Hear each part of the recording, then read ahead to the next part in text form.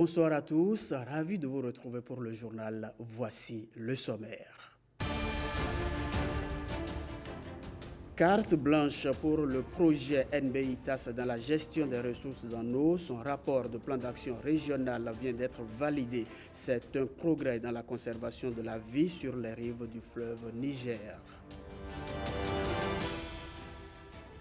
Des soins gratuits en rhumatologie aux populations de Banikwara et de Natitengou. L'ABGF concrétise ainsi la deuxième phase des consultations médicales foraines.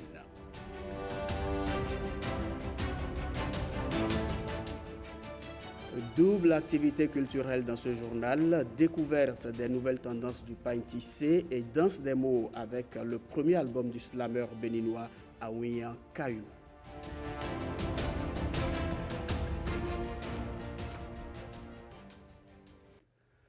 Un rappel avant le développement de tous ces titres, c'est demain que s'ouvre à Cotonou la semaine du numérique.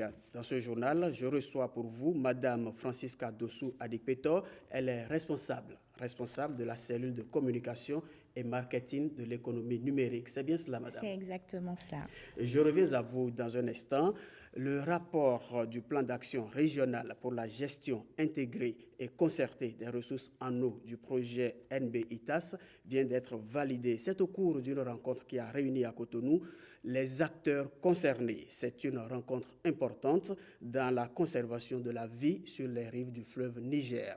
Rachidat Biomama. C'est un document de planification et de développement durable pour la gestion de la ressource en eau du système aquifère d'Ilumandum Taoudeni Tanzrouf appelé ITAS.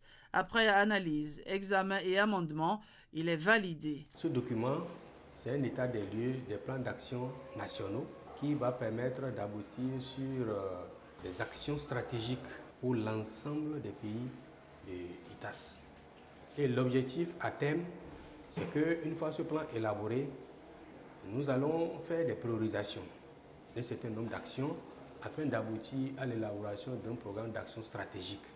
Et c'est ce programme d'action stratégique-là qui va maintenant définir un certain nombre d'actions structurantes, c'est-à-dire de gros investissements dans le secteur pour l'ensemble de 7 pays. L'étape de Cotonou est celle de la validation du programme d'action régional. Elle donnera suite à une autre, celle de l'élaboration du programme d'action stratégique. C'est un plan d'action qui va contenir des orientations stratégiques, puisqu'il y avait déjà une analyse diagnostique transfrontalière. Et de cette analyse-là, un certain nombre de besoins prioritaires ont été définis. Il faut décliner ces actions-là en programmes et projets qui vont constituer le programme d'action stratégique. Et c'est de là maintenant que les investissements réels, structurants, vont démarrer avec l'appui des partenaires dans le cadre de la gestion conjointe de la ressource en eau. L'atelier national est financé par l'Observatoire du Sahel et du Sahara. Il permet à l'ITAS de disposer aussi d'une boussole au même titre que le bassin du Niger.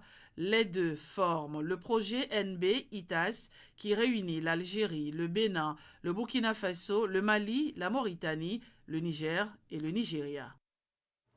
Aujourd'hui, 3 novembre, c'est la journée mondiale de l'approche Une seule santé. Cette approche propose une stratégie intégrée permettant de contrer les menaces sanitaires dans leur globalité, et cela grâce à la collaboration entre plusieurs spécialités médicales, Christelle Tongodo et Alexis Quenom. La journée mondiale de l'approche Une seule santé instaurée en 2016 vise à promouvoir la sensibilisation à cette approche au niveau mondial. Elle encourage les collaborations entre disciplines de santé, que ce soit dans les institutions, la recherche ou l'enseignement, afin de renforcer la santé globale. Dans un contexte où le monde fait face à la recrudescence et à l'émergence de maladies infectieuses, la gestion des risques sanitaires mondiaux ne peut incomber à un seul acteur, évidemment. De plus, les changements climatiques et l'exploitation des sols facilitent la propagation des zoonoses et des maladies à transmission vectorielle, tandis que le commerce et les voyages internationaux accélèrent la diffusion des maladies. On estime que les zoonoses, maladies infectieuses, se propageant entre les animaux et les êtres humains, sont responsables de 2,5 milliards de cas de maladies humaines.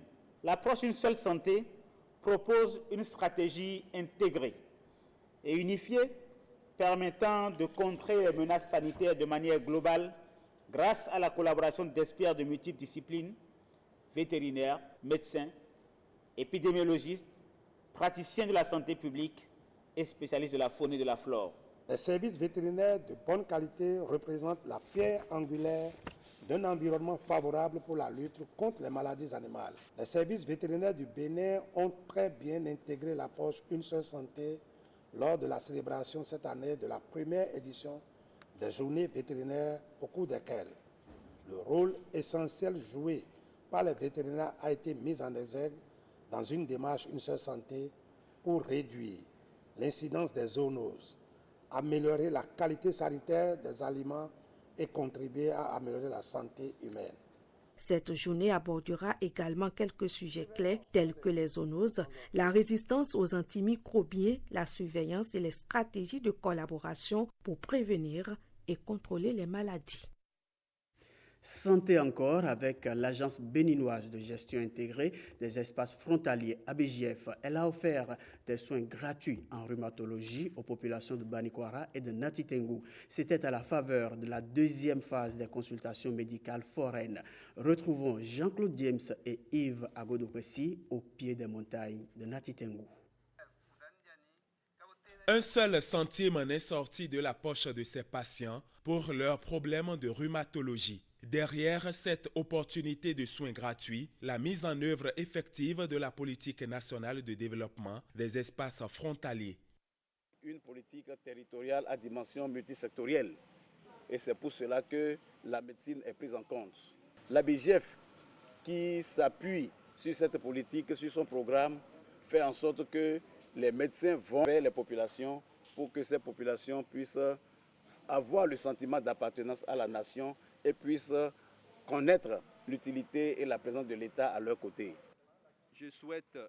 L'ABJF a sollicité l'expertise de la Société béninoise de rhumatologie pour redonner le sourire aux populations victimes de différentes pathologies. Les affections de l'appareil locomoteur, les maladies qui touchent les os, les articulations ou les jointures, les tendons, les muscles et que sais-je. Nos remerciements particuliers à l'endroit du directeur de l'ABJF. J'avais une jambe qui me faisait très mal. Ils m'ont consulté gratuitement et ils m'ont donné aussi les produits et je les remercie beaucoup. On est contents. Ils ont fait les consultations gratuites. Des produits chers qu'on achetait à 20 000, 15 000, 30 000 par là. Et aujourd'hui, on nous donne ça gratuitement. Vraiment, je suis très contente. Merci beaucoup. Vraiment, que Dieu les bénisse. Je voudrais à travers cette œuvre saluer l'initiative de l'ABJF, saluer le leadership du directeur général et toute son équipe. Je ne saurais terminer mes propos sans remercier les relais communautaires et les agents de santé pour le travail abattu et les sociétés savantes en médecine. Une troisième phase de cette 11e édition est prévue pour décembre 2024. À ce jour, ces consultations foraines périodiques ont permis à l'ABJF d'impacter environ 65 000 personnes dans les 29 communes frontalières sur les 36. Merci beaucoup. Elle est en pleine émergence, l'intelligence artificielle au Bénin. Elle suscite un intérêt croissant dans divers secteurs. Plusieurs initiatives ont vu le jour pour promouvoir son utilisation dans des domaines comme l'éducation, l'agriculture, la santé et même l'administration publique. Faut-il en déduire que le Bénin est sur le bon chemin? Réponse des experts dans cet élément réalisé par Marcel Arossi.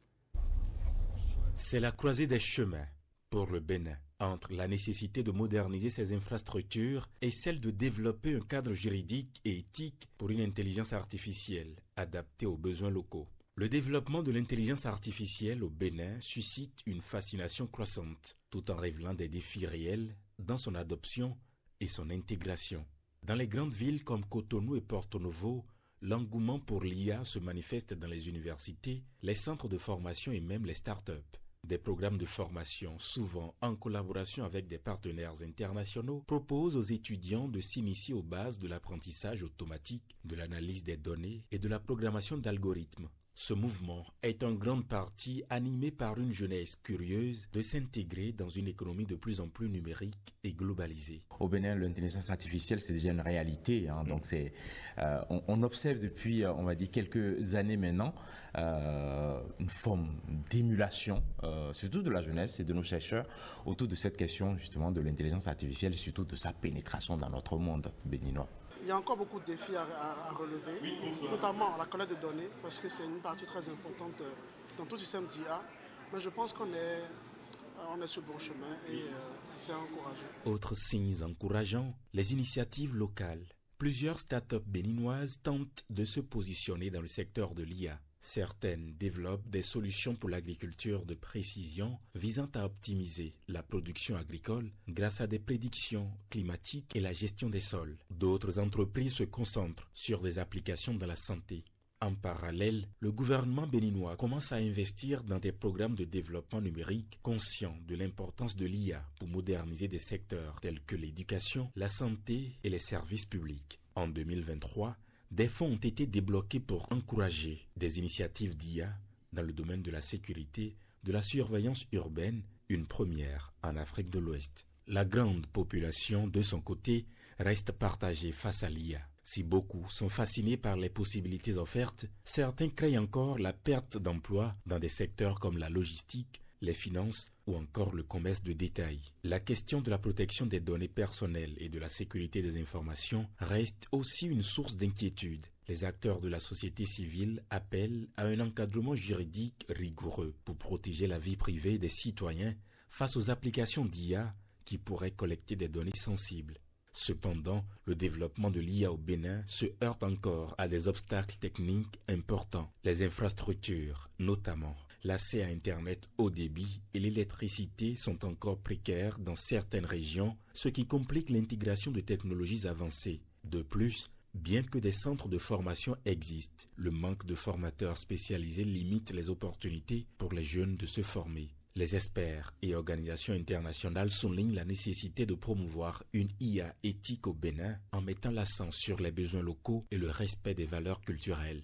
Entre fascination et réalité, l'essor de l'intelligence artificielle au Bénin est une opportunité unique de se projeter dans l'avenir tout en restant attentif aux défis sociaux, économiques et éthiques. Intelligence artificielle et numérique, pas de frontières. La semaine du numérique s'ouvre justement demain à Cotonou. Depuis plusieurs jours déjà, nous évoquons dans toutes les éditions du journal télévisé les enjeux de cette rencontre. Pour en savoir davantage, je reçois pour vous Madame Francisca Dossou Adipeto. Elle est responsable de la cellule de communication et marketing de l'économie numérique. Madame Adipeto, bonsoir. Bonsoir, Monsieur Yankadia. À quelques heures du démarrage, ou plutôt à quelques heures du clic de départ, pour emprunter le vocabulaire numérique, pouvez-vous nous situer davantage sur l'intérêt du thème retenu, à savoir numérique et médias, nouveaux canaux, nouveaux défis? Absolument. Comme vous le savez, le numérique aujourd'hui est partout. Aucun domaine n'y échappe. Et aborder une thématique comme celle-là, c'est-à-dire numérique et médias, nouveaux canaux, nouveaux défis, c'est une opportunité pour nous de pouvoir revenir sur l'impact que la transformation digitale qui est en cours dans notre pays depuis plusieurs années maintenant. Quel est l'impact de cette transformation sur ce secteur, le secteur des médias? Et donc, cette semaine sera une opportunité qui est donnée à tous les acteurs d'avoir un espace, justement, pas seulement les professionnels des médias, mais toute personne qui s'intéresse au sujet des médias, de pouvoir avoir justement la possibilité de discuter, de s'engager sur différentes thématiques, sur différents sujets et d'avoir des réflexions sur comment justement on peut continuer à amorcer cette transformation de façon efficace au niveau des médias. À vous entendre parler, je me demande s'il faut s'inquiéter au niveau des médias. Pourquoi s'inquiéter? Puisqu'il s'agit de nouveaux défis. Les défis se retrouvent partout dans tous les domaines. Ce n'est pas propre aux médias, dans la mesure où les nouvelles technologies ont enclenché une véritable transformation de tous les métiers. Les médias n'y échappent pas. Alors, à qui s'adresse véritablement la SENOM? Alors, la SENOM, c'est la semaine du numérique, c'est l'une des activités autour de laquelle tous les acteurs du secteur du numérique se réunissent chaque année. Donc, c'est un événement qui est organisé chaque année par le ministère du numérique et de la digitalisation, sous le leadership de Madame la ministre, Madame Aurélie Adamsoulé-Soumarou. Et cette année encore, c'est un événement qu'on ouvre au grand public. On l'ouvre également à tous les professionnels des médias, puisque la thématique fait que ce sont les acteurs qui sont au premier plan, mais pas que. C'est également une thématique qui est ouverte à tous les créateurs de contenu, aux influenceurs, parce qu'aujourd'hui, on sait très bien quand on parle de nouveaux canaux, on veut parler également des réseaux sociaux qui sont devenus un maillon assez important de la chaîne de l'information. Donc, je vais dire, toute personne qui se sent intéressée par ce sujet, même les curieux, peuvent venir, puisque c'est un événement qui est ouvert à tous. Voilà, vous anticipez, vous me devancez déjà sur quelques clarifications sémantiques quand vous parlez déjà des nouveaux canaux. OK, on comprend les nouveaux canaux et puis les nouveaux défis. Mais quel est le programme, je veux dire le contenu de ces échanges-là? Alors, plusieurs contenus. Déjà, comme chaque fois, on aura cette année également des panels qui s'adressent au grand public sur des sujets comme la formation des journalistes à l'ère du numérique. On aura des panels sur le sujet de l'évolution de l'information. Comment l'information aujourd'hui est traitée. Un panel également sur la convergence des médias, comment les médias s'adaptent aujourd'hui à l'ensemble de ces nouveaux canaux qui existent. Et bien entendu, on a parlé tout à l'heure d'intelligence artificielle. Ce sera un sujet qui sera évoqué également sur l'IA générative et les médias. Et bien sûr, un sujet comme le deepfake n'y échappera pas non plus. Voilà, nous aurons également des sujets qui sont beaucoup plus orientés vers les professionnels des médias, comme par exemple des masterclass sur la création de podcasts de qualité, les podcasts qui deviennent des outils assez essentiels pour l'information. On va également aborder un sujet comme les techniques de l'écriture web. Également, comment créer des contenus de presse avec l'intelligence artificielle. Et pour le public des influenceurs et des créateurs de contenu, il y a également un programme spécifique, comme par exemple une masterclass sur la création de contenu sur des plateformes comme TikTok, une masterclass également sur panel également sur comment les créateurs de contenu sont en train de bouleverser toutes les stratégies marketing des marques. Et bien sûr, il y a tout, comme à chaque édition, le village du numérique qui est ouvert. Justement, qu'est-ce que cela signifie concrètement? Parce qu'en parcourant le programme, je lis toujours « visite du village du numérique ».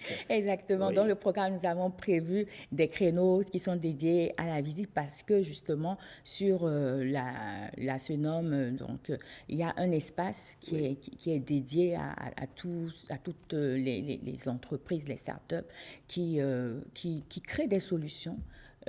Également à des médias qui vont venir montrer en fait ce qu'ils font. Donc c'est un espace qui se veut très, très interactif, c'est un espace qui se veut être également un lieu où on crée des liens, un espace de networking. Donc on a prévu particulièrement cette année un espace pour les médias par exemple pour leur permettre de pouvoir mettre en avant tout ce qui se fait en matière de numérique et médias, un espace qui est dédié également aux créateurs de contenu où ils peuvent venir pour utiliser cet espace-là pour créer des contenus spécifiques. Donc, c'est des espaces qu'on a aménagés. D'accord. Donc, voilà. Ce n'est pas du tourisme. Absolument pas. Parce qu'on parle de visite du village numérique. Alors, Madame Adipeto, votre mot pour finir, nous sommes en plein journal et nous devons poursuivre avec d'autres. Je me doute bien. Alors, mon mot de fin, il s'adresse à tous ceux qui nous regardent ce soir et qui sont intéressés et qui sont curieux en même temps de savoir de quoi on pourrait bien parler pendant une semaine de numérique et médias. Nous vous invitons, que vous soyez professionnels des médias, que vous soyez soyez des créateurs de contenu ou que vous soyez un simple citoyen intéressé par le sujet pour savoir quelle est la dynamique du Bénin en matière de modernisation des médias, venez. Cet espace est pour vous. Donc, cela se déroulera du lundi 4 au vendredi 8. Donc, c'est au Palais des Congrès. Toutes les activités, panels, conférences, masterclass, cela se déroulera à la salle bleue. Et le village est installé au niveau de l'esplanade du Palais des Congrès. Donc, l'accès est gratuit. Si vous voulez en savoir plus sur le programme, n'hésitez pas à visiter le site semaine du numérique.bj. Vous aurez toutes les informations. Semaine du numérique.bj et vous aurez toutes les informations. Merci à vous, Madame Francisca Dossou Adikpetor. Restez avec nous pour la suite du journal. C'est parti pour la 5e édition de la foire interdépartementale du consommant local. Le top a été donné par la directrice départementale de l'industrie et du commerce du Zoo Colline. C'est le parc du nouveau marché moderne de Glazoué qui accueille l'exposition des produits locaux. Reportage de Pierrette Adayossi. De la consommation alimentaire à l'hygiène corporelle et vestimentaire, c'est toute une diversité de produits localement transformés qui sont exposés par les forains. Plus qu'un choix économique, la foire interdépartementale du consommant local est un facteur d'accroissement des investissements en faveur des très petites et moyennes entreprises. Consommant local, c'est plus qu'un choix économique, c'est un acte de patriotisme. Cette foire est une vitrine exceptionnelle pour ces produits transformés localement. Je suis convaincu que les visiteurs de cette édition repartiront non seulement avec des produits de qualité, mais aussi avec une meilleure compréhension de l'importance stratégique de soutenir les industries locales.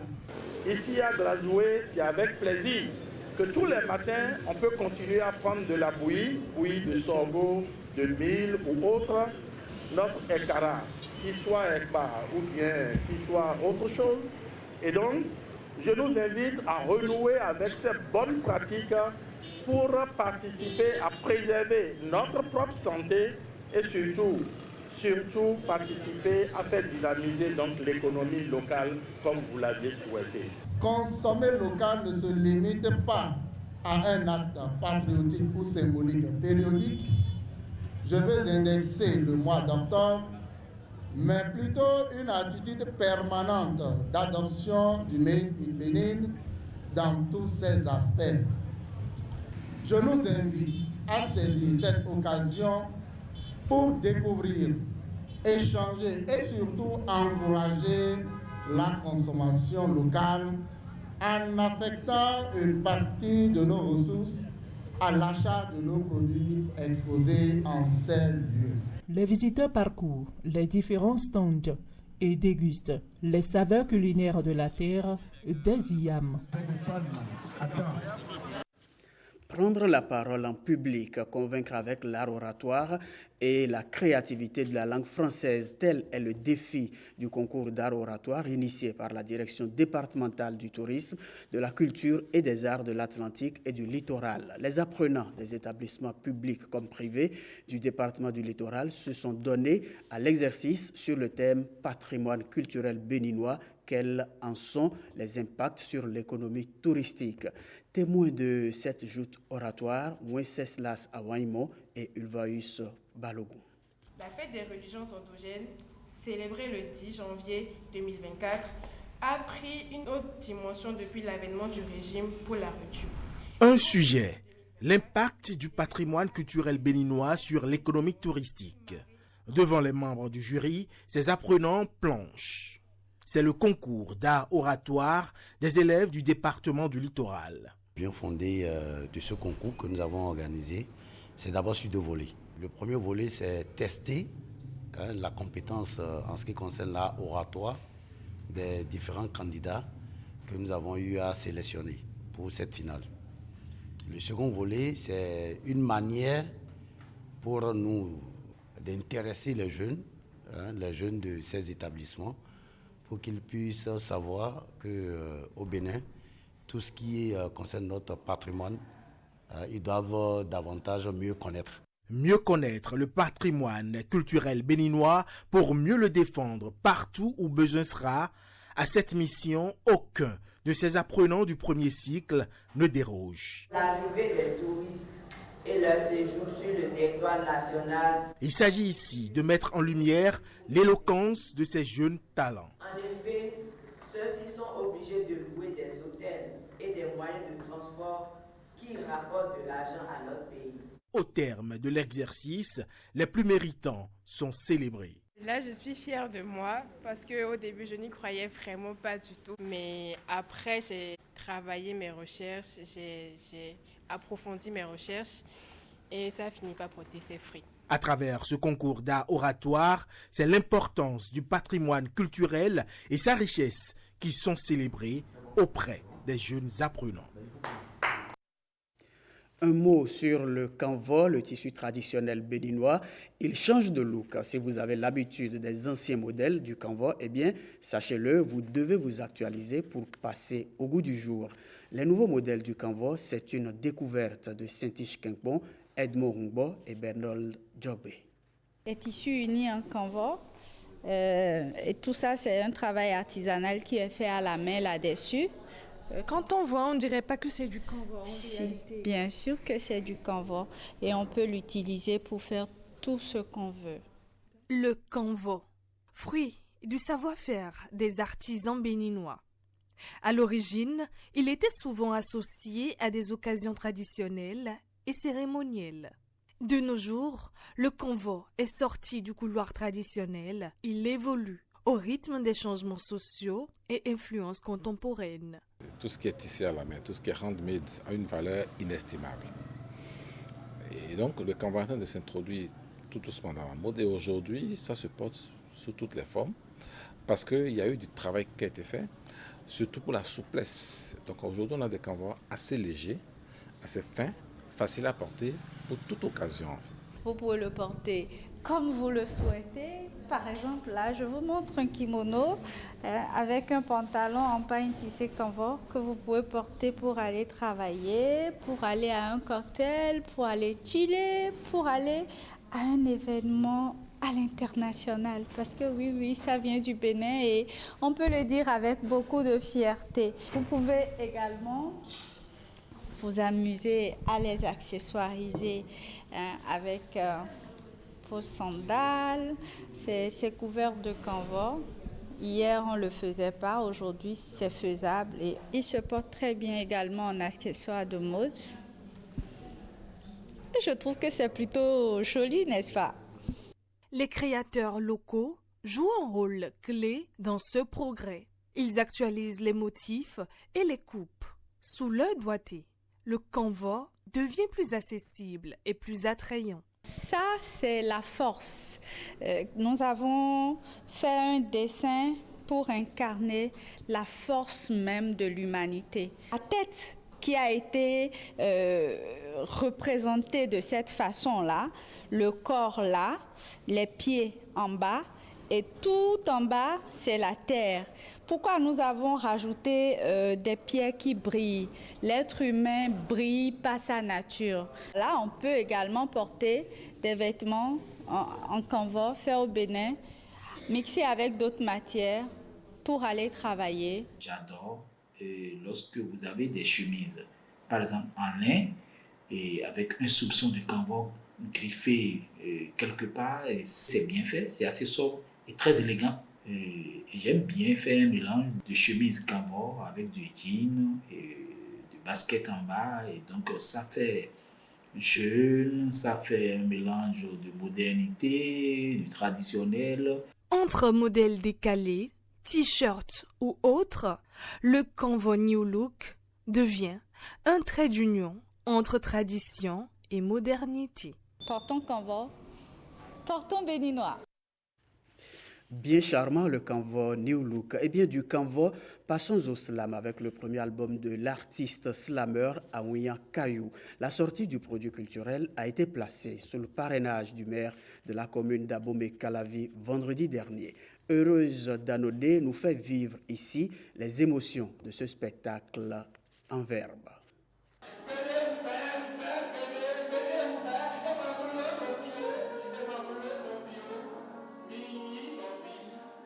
En filigrane, ne vous comportez pas comme des frères, mais soyez des frères.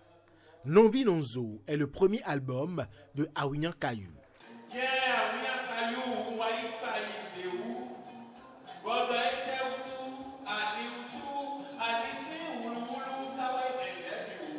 Il est poète, slameur, humoriste.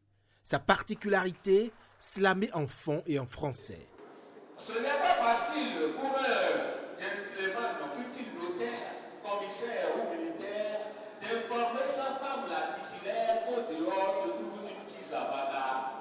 Une partie de son talent, il a compilé dans cet album de 15 titres. Novi Nonzo, frère de sang. Qui veut dire que tous les hommes sont les mêmes. Il y a des morceaux aussi bien en français comme en fongbe.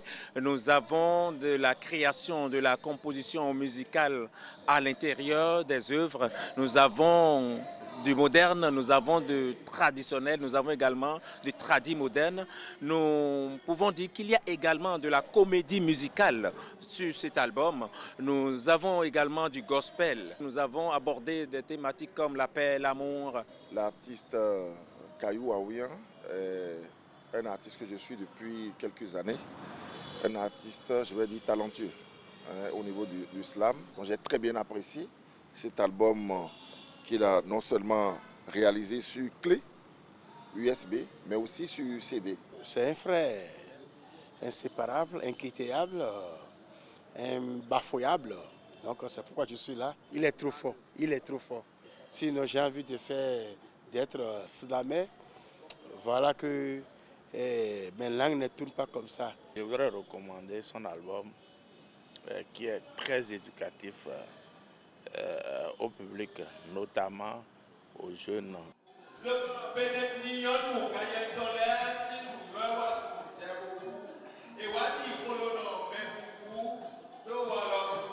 L'album Novi Nonzo est le fruit de 7 années de travail acharné. Sa promotion démarre ainsi, mais l'artiste, lui, se projette déjà sur un second album. Voilà, c'est sur ce reportage d'Ulvaeus Balogun que se referme votre journal. Merci de votre aimable attention.